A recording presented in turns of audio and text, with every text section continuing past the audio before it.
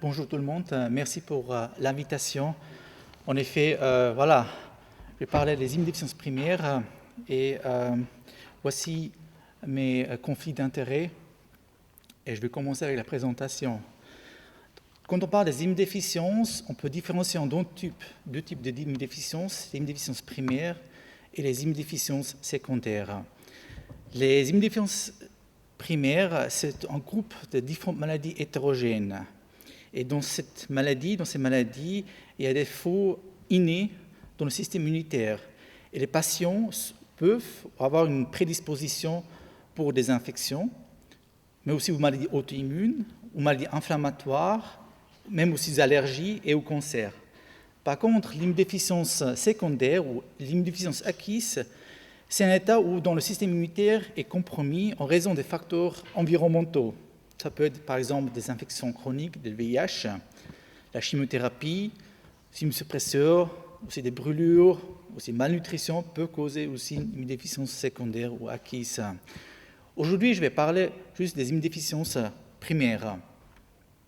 Peut-être un cas classique qu'on peut voir dans notre consultation, une patiente de 33 ans qui présente de nombreuses infections des voies respiratoires supérieures et inférieures, avec multiples traitements antibiotiques, plus ou moins 2 fois par année. Elle a été vue par nombreux médecins, et puis elle est vue, et puis on se pose la question, est-ce qu'il n'y a pas un problème du système immunitaire? On fait tout un bilan, et puis dans le bilan, on révèle, voilà, il a une hypogammaglobulinémie, on voit qu'il y a un défaut de réponse vaccinale aux polysaccharides, et quand on fait un bilan complémentaire, on voit déjà qu'il a des bronchiectasies développées à cause des infections à répétition. Toutes ces données sont compatibles avec ce qu'on appelle une immunodéficience commune variable, ou Common Viable Immunodeficiency, qu'on parle aussi en anglais, le CVID, et le traitement de choix dans cette pathologie, c'est on fait une substitution d'immunoglobuline mensuelle. Quelle est la pathogénèse dans les déficits immunitaires primaires? Ce sont des maladies extrêmement hétérogènes. Et on a d'abord une cellule souche, la osseuse, et puis celles-ci peuvent se différencier de différentes cellules, différentes lignées, les globules blancs, les lymphocytes, les neutrophils, les monocytes, mais aussi thrombocytes et globules rouges. Et parmi dans les déficits immunitaires, certaines lignées peuvent être bloquées ou la maturation peut être bloquée, et finalement, il y a certaines lignées qui ne sont plus présentes ou existantes, ou des fois, ils sont présentes, mais ils sont défectueux, c'est-à-dire la fonction est perturbée de certaines cellules immunitaires. Occasionnellement, les patients peuvent aussi présenter d'autres manifestations concomitantes, c'est-à-dire qu'ils peuvent avoir aussi des anémies, des thrombocytopénies. C'est fait aussi le tableau aussi extrêmement hétérogène dans ces pathologies. Je me touche un mot de David Philippe Vetter, de sa maladie, parce qu'elle est aussi devenue très importante en Suisse. David Philippe Vetter, c'est un patient qui a vécu au Texas et il avait une immunodéficience commune sévère. Et puis, on appelait aussi David le bulle garçon ou le bubble boy à l'époque. On s'est référé au système de confinement complexe qui était utilisé dans le cadre de la gestion de sa immunodéficience combinée sévère. À l'époque, la seule prise en charge de cette immunodéficience combinée sévère était l'isolement strict de ces patients dans un environnement extrêmement stérile et on attendait s'il y avait un donneur pour une moelle osseuse. Malheureusement, il n'y avait pas de donneur pour David. Les parents de David avaient aussi un garçon, le premier fils, et puis il est décédé à l'âge de 7 mois en raison aussi de la même maladie que David Philippe Vetter.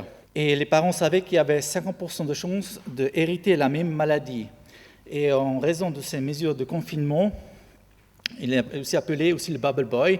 Et quand il s'est promené à l'extérieur, il avait un costume d'astronaute. Mais malgré toutes ces mesures préventives, il est décédé en raison d'une infection à l'âge de 12 ans. Il ne faut pas se confondre avec les mesures de confinement qui sont au séjour utilisées dans le Covid. Il y a aussi des casques de bulles qui sont aussi vendus pour se protéger, mais ça n'a rien à voir avec les mesures qui étaient utilisées pour David Philippe Vetter. Il y a aussi des patients adultes qui peuvent avoir des déficits immunitaires. L'exemple est par exemple Josie Drabble, c'est une patiente, l'ancienne présidente de l'Association internationale des déficits immunitaires des patients, et elle avait aussi une immunodéficience commune variable, comme le cas décrit figure au début. Quelle épidémiologie? Quels sont les chiffres? C'est extrêmement variable, ça dépend aussi des différents pays occidentaux, orientaux, ça peut être vraiment très variable. L'incidence environ 1 sur 10 000 ou 1 sur 50 000 des nouveau-nés, avec une prévalence autour de 1 sur 1000 ou 1 sur 5000. On estime globalement il y a environ 6 millions de patients, mais probablement il y a beaucoup plus encore. Et actuellement, il y a environ seulement 60 000 qui ont été identifiés. En Europe, on estime autour de 600 000 patients, mais probablement il y a beaucoup plus, mais seulement il y a 24 000 qui sont enregistrés, qui sont bien connus. En Afrique, par exemple, on estime environ 1 million de patients, mais seulement 1000 patients sont connus. On sait qu'avec les années, qu'il y a des différentes mutations qui peuvent causer des déficits immunitaires dans différentes lignes cellulaires. Et la connaissance de ces mutations qui peuvent causer un déficit immunitaire a exponentiellement augmenté au cours des dernières années. C'est aussi grâce aux nouvelles technologies qui sont utilisées de séquençage de haut débit.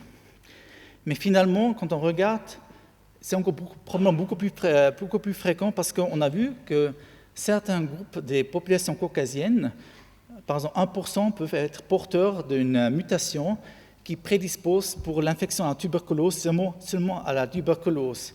Et probablement, dans le futur, on verra encore beaucoup plus de certaines maladies qui sont prédisposées avec certaines mutations.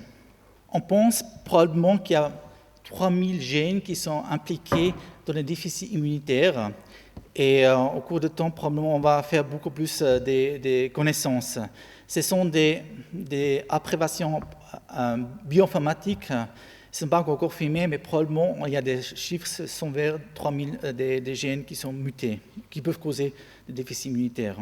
Tous les 2 à 3 ans, il y a des classifications des déficits immunitaires avec des catégorisations des différents groupes de déficits immunitaires. Il y a aussi des maladies métaboliques qui sont maintenant considérées comme des déficits immunitaires, mais ce n'est pas le problème de nombre de cellules, c'est vraiment la fonctionnalité du système immunitaire est défectueuse. Et une classification a fait beaucoup de commentaires controverses, parce qu'en 2017, on a considéré aussi la mucoviscidose comme un déficit immunitaire. Ce n'est pas que les patients font les infections, mais on a vu que les patients ont la fonction des neutrophiles et les perturbée dans ces patients-là. C'est la raison pourquoi maintenant aussi, selon les immunologues, l'Association internationale d'immunologie considère la mucoviscidose comme un déficit immunitaire. Si on peut regarder quel déficit immunitaire on peut rencontrer dans la vie quotidienne ou en Suisse, si on prend par exemple les données du registre suisse, les adultes et les enfants, on voit que la plus grande partie des patients, des adultes, ont un déficit en anticorps, comme par exemple notre patient décrit, le cas figure. Chez les enfants, les déficits en anticorps sont moins fréquents, mais aussi, ça fait aussi la plus grande partie des patients qui sont touchés avec un déficit en anticorps. La deuxième catégorie la importante, c'est le déficit en phagocytose qu'on peut trouver chez les adultes et les enfants. Et si on regarde les lymphopénies, surtout lymphopénie à cellule T, qui peuvent causer par exemple une déficience combinée sévère, c'est vraiment très rare chez les adultes, mais plus fréquent chez les enfants à 17%. Si on regarde un peu général, la population générale, à peu près 60% des déficits immunitaires sont liés à un déficit en anticorps qu'on peut assez facilement détecter. Il faut savoir, mais comment se manifester toutes ces maladies, à quel âge se manifestent toutes ces maladies. C'est extrêmement aussi hétérogène. Si on prend les données du registre allemand avec 2453 patients, dont 728 avaient une déficience combinée variable, on voit que la plupart de ces patients ont déjà développé en l'enfance des symptômes, mais elles n'étaient pas si importantes qu'on considérait qu'il y avait un problème au niveau du système immunitaire. Mais on voit aussi que certains patients développent à l'âge de 20 ans, ou 30 ans, même 40 ans, des symptômes. Ils étaient avant asymptomatiques, mais ils développent à l'âge des symptômes respiratoires qui peuvent considérer comme déficit immunitaire. Si on prend par exemple l'extrême, une déficience combinée sévère, le bubble boy par exemple, c'est vraiment au cours des premières années, les enfants développent des symptômes et après ils sont détectés et puis après ils sont traités. Si on regarde aussi le délai diagnostique, c'est le temps entre le début des symptômes et le diagnostic de ces patients. Et en prenant aussi les chiffres de registre allemand, on voit que le délai diagnostique a diminué au cours du temps, mais on voit quand même certains patients vivent avec la maladie, avec la comorbidité, quand même plusieurs décennies, des années, c'est vraiment vingtaine, trentaine d'années sans diagnostic. Si on prend, par exemple, l'immunodéficience combinée sévère, on voit que le diagnostic est assez rapidement posé parce qu'au cours des premières années, normalement, les patients sont découverts en raison de la manifestation très précoce. Est-ce qu'il y a des signes d'alerte? Est-ce qu'on peut les identifier, ces patients? Alors, il existe des signes d'alerte. Il existe pour les enfants 10 signes d'alerte, c'est-à-dire c'est surtout des signes d'alerte d'infection, c'est-à-dire s'il y a plus que 4 otites par an, s'il y a plus que 2 sinusites par an, 2 pneumonies par an, mais aussi des traitements antibiotiques qui sont peu efficaces ou des traitements antibiotiques par voie intraveineuse qui sont nécessaires, le ralentissement de la courbe de croissance, des infections mycotiques dans la bouche ou dans la peau, ou par exemple des abcès profonds qui peuvent dans la peau ou aussi dans d'autres organes être retrouvés, ou des hospitalisations à répétition pour des infections. Mais le plus important, c'est une histoire familiale qui peut nous orienter s'il y a un déficit immunitaire. En Suisse, c'est plutôt rare, mais par exemple dans les pays orientaux, c'est beaucoup plus fréquemment comme un signe d'alerte de déficit immunitaire. Pour les adultes, il existe aussi d'autres signes d'alerte qui ne sont pas similaires, qui sont un peu plus différentes, c'est-à-dire qu'il faut avoir beaucoup plus d'infections, c'est-à-dire plus que 4 infections par année qui nécessitent une antibiothérapie avec, par exemple, otite, bronchite, sinusite ou pneumonie, ou aussi des infections qui nécessitent des antibiothérapies prolongées, ou des infections bactériennes sévères, par exemple les ostéomites, méningites et septicémie ou cellulite, très importantes. Ce qui est important aussi, que pouvoir prouver des pneumonies radiologiquement dans une période de 3 ans, ou par exemple s'il y a des infections dans une location inhabituelle ou un pathogène inhabituel. Aussi là, l'amnésie familiale, ça peut être aussi un indice. Si par exemple un des parents ou des cousins avaient aussi un problème avec des infections. Mais si on est vraiment très critique avec ces signes d'alerte, ils ne sont pas très idéaux parce qu'on sait que 25% de patients peuvent avoir d'autres manifestations, c'est-à-dire ils peuvent avoir des manifestations avant l'apparition des infections, c'est-à-dire ils peuvent avoir des maladies auto-immunes, c'est surtout les cytopénies auto-immunes qu'ils peuvent avoir. Ils peuvent avoir des inflammations, des granulomes, ils peuvent aussi avoir des maladies tumorales, mais aussi par exemple aussi d'autres signes, par exemple des eczémas très sévères, ou par exemple des dermatites atopiques avant la manifestation des symptômes respiratoires.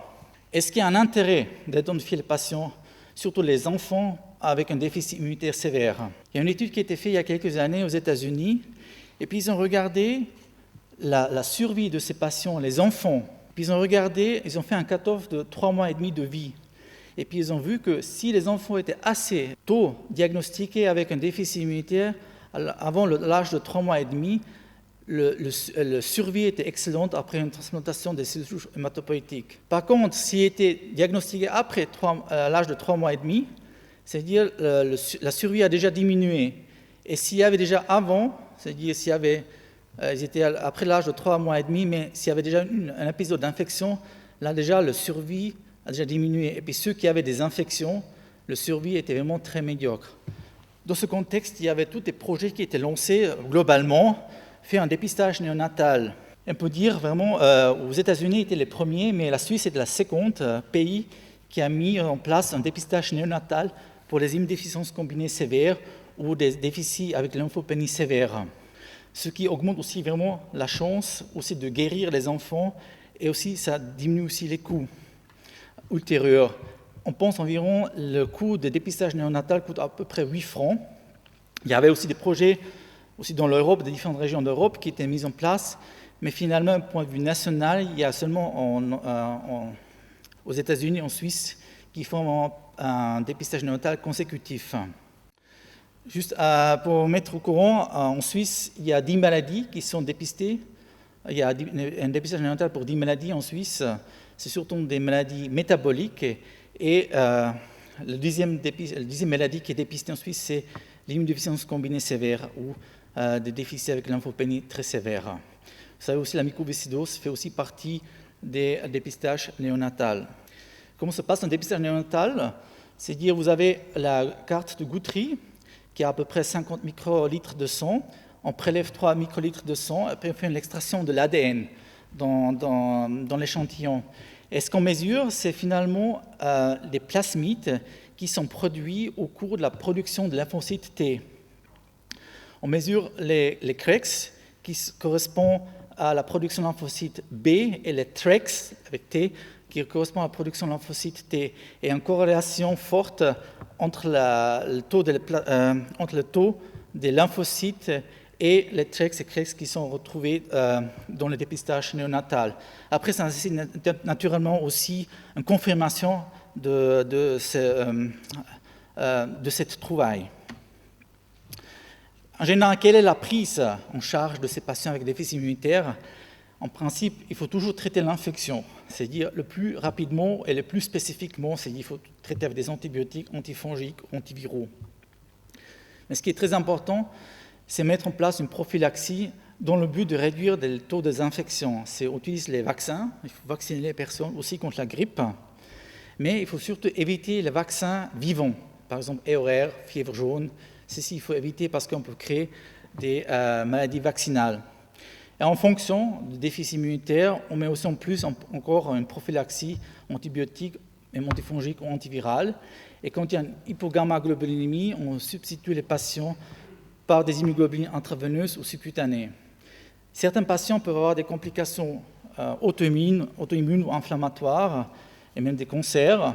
Et ceux-ci sont traités avec soit des immunomodulateurs, immunosuppresseurs ou des chimiothérapies. S'ils sont éligibles, on fait une transplantation des cellules souches hématopoïétiques. Dans les cas particuliers, il existe aussi des thérapies expérimentales, des thérapies géniques qui peuvent être considérées.